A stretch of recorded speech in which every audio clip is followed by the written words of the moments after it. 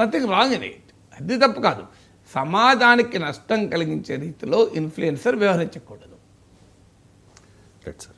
ఇక ఈ ఆపరేషన్ సింధూర్ తర్వాత దేశం అంతా సగర్వంగా తలెత్తుకుంటుంటే, భారతీయులు సంబరాలు చేసుకుంటూ ఉంటే, రీసెంట్గా మనం చూసాం కదా సార్, భారతీయ జనతా పార్టీకి చెందిన కొంతమంది నాయకులు, సమాజ్వాదీ పార్టీ నాయకులు, కాంగ్రెస్ నాయకులు కూడా కొన్ని వివాదాస్పద వ్యాఖ్యలు చేశారు. క్వశ్చన్ ఏంటి సార్? రీసెంట్గా అశోక యూనివర్సిటీ అసిస్టెంట్ ప్రొఫెసర్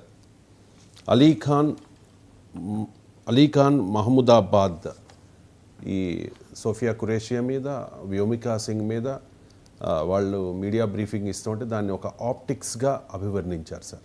ఆయన్ని అరెస్ట్ కూడా చేశారు, సుప్రీంకోర్టు కూడా రియాక్ట్ అయినట్టుంది. మీ కామెంట్ పోస్ట్ చదివారా? ఏం సార్? మీరు ఆయన పోస్ట్ చదివారా? ఆయన అభ్యంతరకర వ్యాఖ్యలు చేశారు, వ్యాఖ్యలు చదివారా?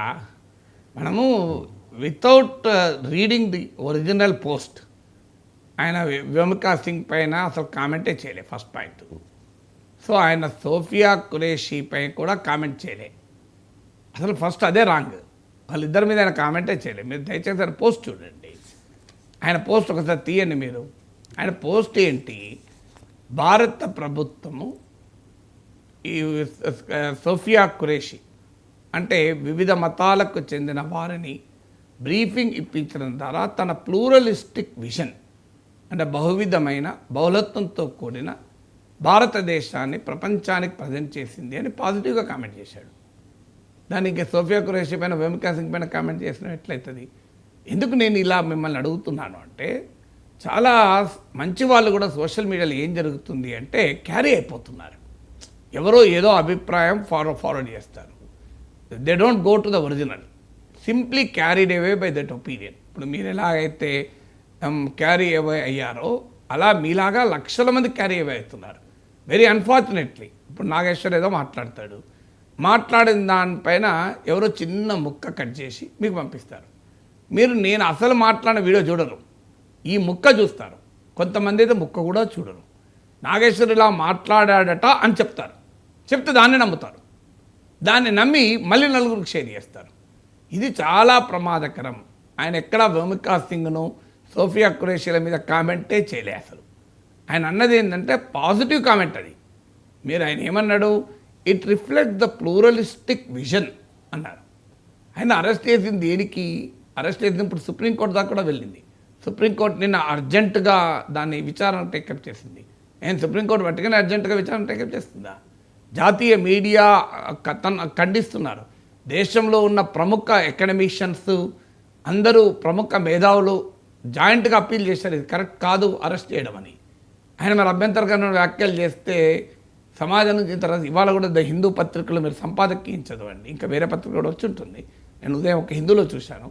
హిందూ ఎడిటోరియల్ కండెమ్ చేస్తూ ప్రొఫెసర్ అలీఖాన్ అరెస్ట్ను కండెమ్ చేస్తూ ఎడిటోరియల్ రాశారు. రెస్పెక్టబుల్ మీడియా కూడా ఎందుకు రియాక్ట్ అవుతుంది? ఆయన అలా చెత్త కామెంట్లు అయితే రియాక్ట్ అవుతుందా ఎక్కడైనా? ఆయన అన్నది ఏంటి? ఆయన రెండు కామెంట్స్ కొరకు ఆయన మీద కేసు పెట్టారు. మీరు ఆయన ట్విట్టర్లో ఉండుంటుంది చూడండి. సో ఆయన మొదటి కామెంట్ ఏమన్నాడు? సోఫియా ఖురేషీ ఆమె మిలిటరీ బ్రీఫింగ్ ఇవ్వడాన్ని ప్రజెంట్ చేస్తూ, రెఫర్ చేస్తూ, this reflects India's pluralistic vision. లేకపోతే ప్రభుత్వం ఎందుకు పెట్టిందండి మరి? ఖాళీగా వాటి ఏ వ్యూహం లేకుండానే సోఫియా ఖురేషీతో బ్రీఫింగ్ ఇప్పించిందా? పాకిస్తాన్ దుర్మార్గాన్ని ఎక్స్పోజ్ చేయడానికే కదా. This a part of diplomatic effort కదా. ఇవాళ ఎందుకు మన పార్లమెంట్ మెంబర్ల డెలిగేషన్లో అసదుద్దీన్ ఒవైసీ, సల్మాన్ ఖుర్షీద్ ఇలాంటి వాళ్ళు కూడా ఉండేలా ఎందుకు జాగ్రత్త పడుతుంది భారత ప్రభుత్వం? తప్పు కాదు, చేయాలి కూడా. ఎందుకంటే పాకిస్తాన్ ఇది ముస్లిం వర్సెస్ నాన్ ముస్లిం అనే నరేటివ్ని బిల్డ్ చేస్తుంది. ఇది అసీముని స్టేట్మెంట్లో మనం చూసాం. పహల్గామ్లో తీవ్రవాదులు మతం అడిగి అటాక్ చేయడంలో చూసాం. కానీ India doesn't accept that. India rejects it.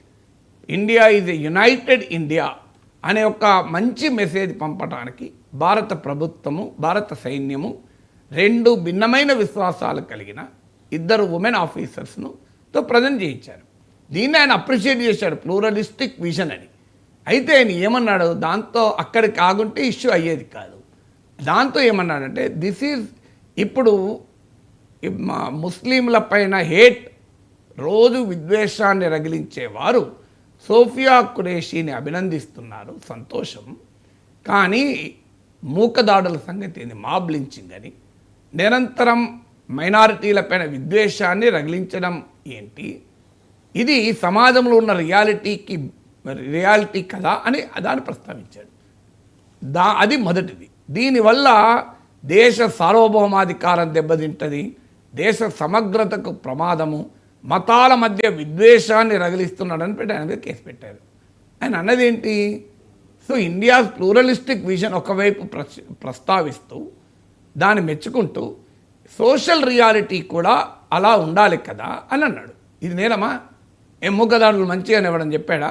కోర్టులు కూడా చెప్పాయి కదా మూకదాడులు మంచివి కావని. అదే అని చెప్పాడు, సోఫియా ఖురేషీ పట్ల గౌరవం ఉండాలి, మూకదాడులు కూడా మంచిది కావు అన్నాడు. ఇది నేరమా? ఇక రెండవది ఏమన్నాడు, యుద్ధోన్మాదం, యుద్ధం కావాలని సోషల్ మీడియాలో చాలామంది అంటున్నారు. ఎగ్జాక్ట్ ట్రాన్స్లేషన్ కాదు, మీరు ఓవరాల్ ట్రాన్స్లేషన్ ఇది. యుద్ధం కావాలి అంటున్నారు. కానీ యుద్ధాలు ఎప్పుడైనా మిలిటరీ ఇండస్ట్రియల్ కాంప్లెక్సెస్, ఆయుధ పరిశ్రమకు మాత్రమే లాభాలు తెస్తాయి. ప్రజలు రెండు వైపులా నష్టపోతారు. హిందూ ఇస్లామిక్ స్క్రిప్చర్స్ కూడా యుద్ధాన్ని కోరుకోవు, వినాశాన్ని కోరుకోవు అన్నాడు. శాంతి ఇప్పుడు మన భారతదేశం ఎందుకు ఆపిందండి మరి యుద్ధం? ఒకవేళ అలీఖాన్ చేసిన వ్యాఖ్య తప్పైతే భారతదేశం ఆపరేషన్ సింధూర్ ఆపడం కూడా తప్పే అవుతుంది కదా. మనం ఎందుకు ఆపాం మరి? మనం పదే ఎందుకు చెప్పాం, మేము పాకిస్తాన్ మిలిటరీని టార్గెట్ చేయడం లేదు, మేము ఓన్లీ టెర్రరిస్ట్ ఇన్ఫ్రాస్ట్రక్చర్ని టార్గెట్ చేస్తున్నాం, పాకిస్తాన్తో నాన్ ఎస్కలేటరీ ఎందుకు అన్నామండి? ఆయన అదే అన్నాడు, ఎస్కలేట్ చేయకూడదు అన్నాడు. ప్రభుత్వమే పదే ప్రతి బ్రీఫింగ్లో, మీరు విక్రమ్ మిస్త్రీ బ్రీఫింగ్ చూడండి, ఫారిన్ సెక్రటరీ బ్రీఫింగ్, జయశంకర్ వ్యాఖ్యలు చూడండి, పదే ఏం చెప్పాం మనం, నాన్ ఎస్కలేటరీ, మేము పెంచము అని. ఆపరేషన్ సింధూర్ ఆపేసాం కూడా కదా. ఎందుకు ఆపాం మరి? పాక్ ఆక్యుపైడ్ కశ్మీర్ను ఆక్యుపై చేసుకోవాల్సి ఉండే, మోడీ ఎందుకు ఆపాడు అంటే? మరి మోడీ కూడా దేశద్రోహానికి పాల్పడ్డాడు ఆపి. ఆయన అదే అన్నాడు, యుద్ధం మంచిది కాదు అన్నాడు. ఓకే, యుద్ధం మంచిది కాదు అన్న దానిపైన భిన్నాభిప్రాయాలు ఉంటే ఉండొచ్చు, తప్పలేదు. యుద్ధాన్ని కోరుకునే వారు కూడా ఉండొచ్చు, దానికి అభ్యంతరం లేదు. పాకిస్తాన్ సర్వనాశనం చేసేదాకా యుద్ధం కొనసాగించాలి, పాకిస్తాన్ అనే దేశమే భూమిపైన ఉండకూడదు, అప్పటిదాకా యుద్ధం చేయాలి, మోడీ అనవసరంగా ఆపాడు అనే అభిప్రాయం కొంతమందికి ఉండొచ్చు, తప్పలేదు, అది వాళ్ళ అభిప్రాయం. కానీ యుద్ధం వద్దనడం నేరం కాదు కదా, అది సెడిషన్, అది దేశ సమగ్రతకు దేశ భద్రతకు ప్రమాదమా? నాకు అర్థం కాని విషయం. దేశ సార్వభౌమాధికారానికి ప్రమాదమా? సో ఆయన ఈ రెండు వ్యాఖ్యలు చేసినందుకు ఆయన అరెస్ట్ చేశారు. దీన్నే అందరూ ఖండిస్తున్నారు. అకాడమిక్ దేన్ని తెలియజేస్తుంది అంటే, ప్రభుత్వ చర్యలపైన భిన్నాభిప్రాయం ఉంటే దాన్ని dissent is being criminalise. Supreme court చెప్పింది, లా కమిషన్ చెప్పింది, dissent is integral to democracy అని. మన ఫారెన్ సెక్రటరీ పాకిస్తాన్ వార్ అన్న మాటల్ని ఉదాహరిస్తూ చెప్పిన మాటలు ఒక్కసారి గుర్తు తెచ్చుకున్నాం. పాకిస్తాన్ ఆర్మీ స్పోక్స్ పర్సన్స్ ఏమన్నారంటే, భారత ప్రభుత్వ చర్యల్ని భారతదేశంలోనే ప్రజలు విమర్శిస్తున్నారు అన్నాడు.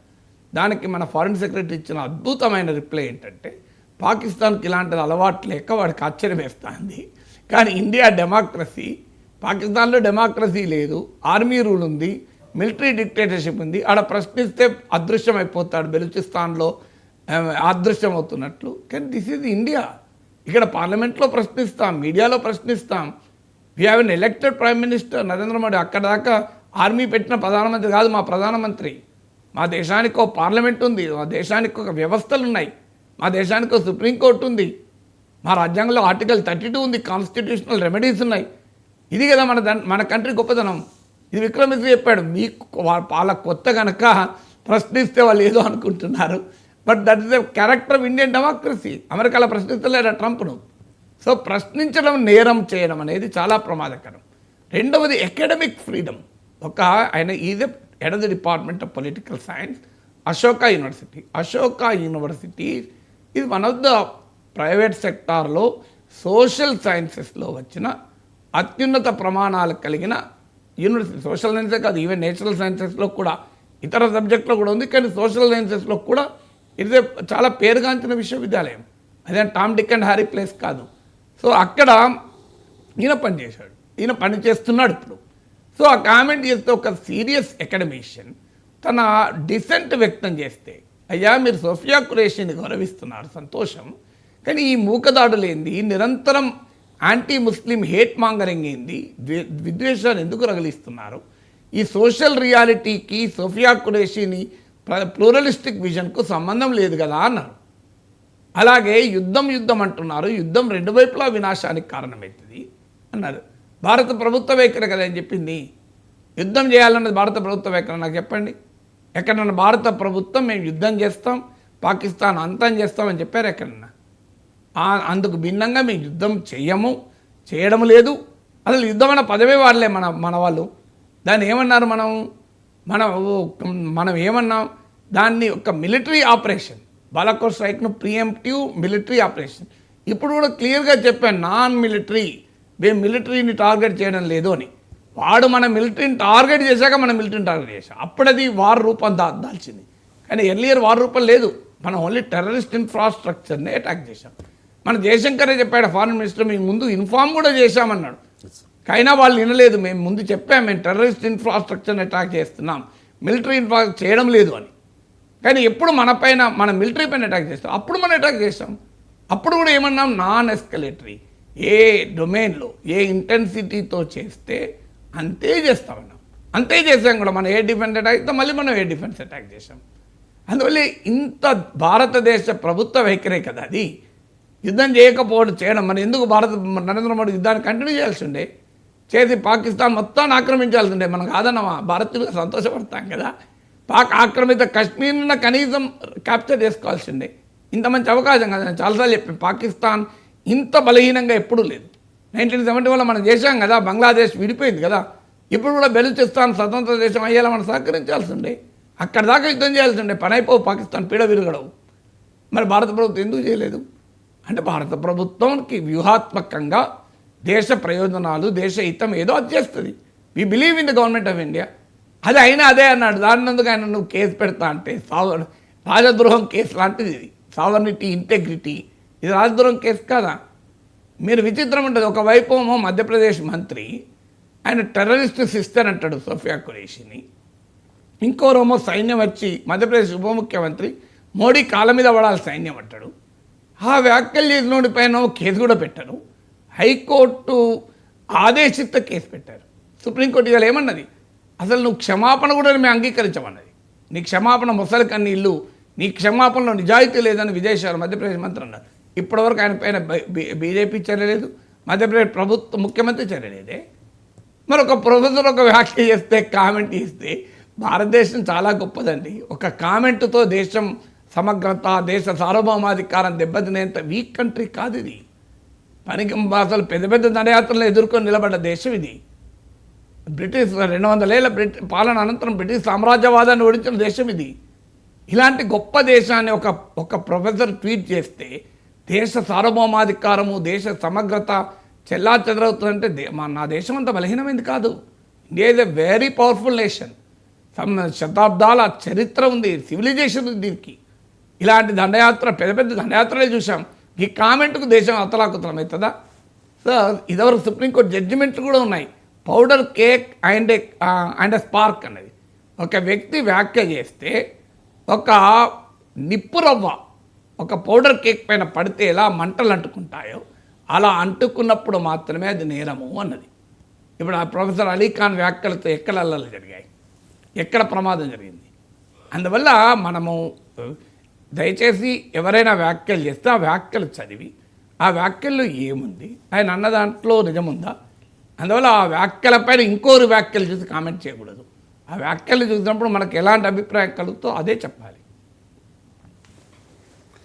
ఆపరేషన్ సింధూర్ని భారతీయ జనతా పార్టీ రాజకీయ ప్రయోజనాల కోసం వాడుకుంటుంది అనేది కాంగ్రెస్